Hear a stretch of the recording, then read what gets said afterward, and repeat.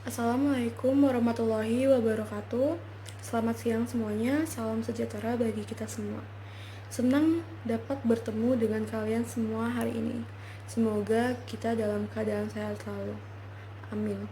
Sebelum saya memulai kegiatan hari ini, perkenankan saya untuk memperkenalkan diri saya.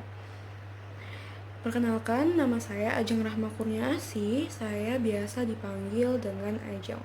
Nah, pada hari ini kita akan melaksanakan kegiatan pembelajaran yaitu layanan informasi. Dan topik yang akan saya sampaikan adalah bagaimana cara belajar dengan efektif. Tujuan pembelajaran kali ini pastinya agar kalian dapat mengetahui bagaimana cara belajar yang efektif. Sebelum saya melanjutkan lebih jauh, alangkah baiknya kita mengetahui terlebih dahulu apa itu layanan informasi dan apa itu belajar efektif.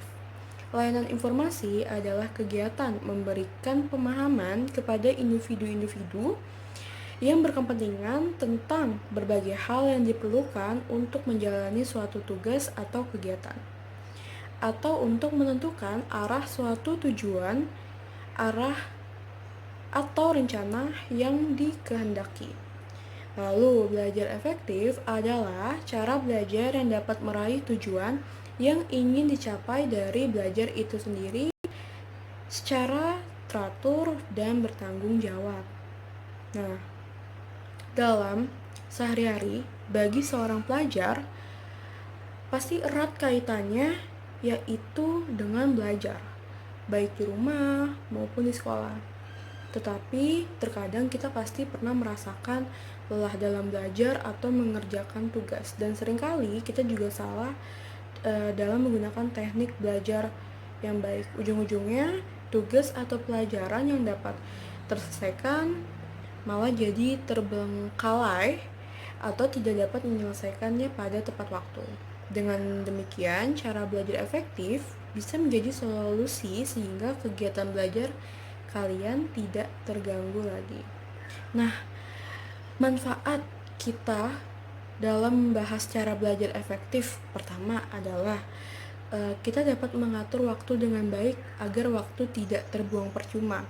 Kedua, kita dapat lebih mudah untuk memahami dan mengerti berbagai macam pelajaran, dan kita tahu bagaimana cara belajar dengan nyaman. Lalu, dalam belajar efektif ada dua langkah yang harus diperhatikan, yaitu pertama, mengenali dan memahami diri sendiri, dan kedua, melaksanakan teknik tercapainya tujuan belajar. Dalam mengenali dan memahami diri sendiri ada dua faktor, yaitu faktor internal dan faktor eksternal.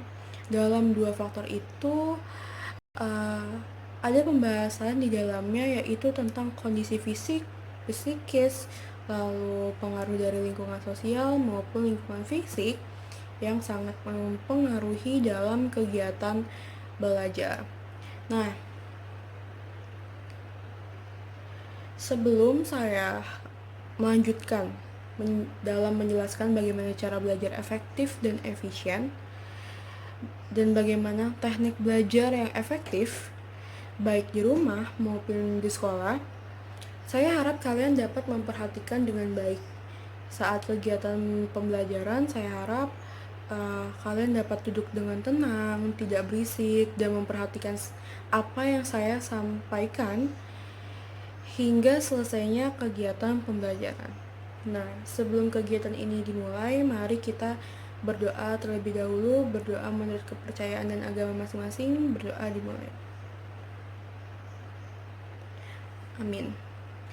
Nah, dari apa yang sudah saya sampaikan, pembahasan hari ini, kesimpulannya adalah untuk mengetahui cara belajar yang efektif, pertama, seperti yang awal saya sampaikan, kita harus mengenali diri dan memahami diri sendiri. Lalu yang kedua adalah melaksanakan teknik tercapainya tujuan belajar.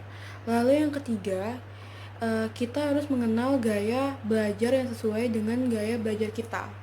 Nah, dan diharapkan apa yang saya sudah sampaikan dapat dimengerti dan dapat dilaksanakan oleh kalian semua agar kalian dapat belajar dan mengerjakan tugas secara efektif dan efisien baik di rumah maupun di sekolah.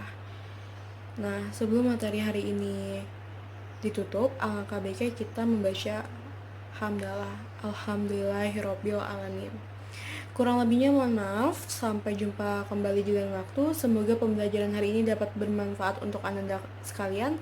Wassalamualaikum warahmatullahi wabarakatuh.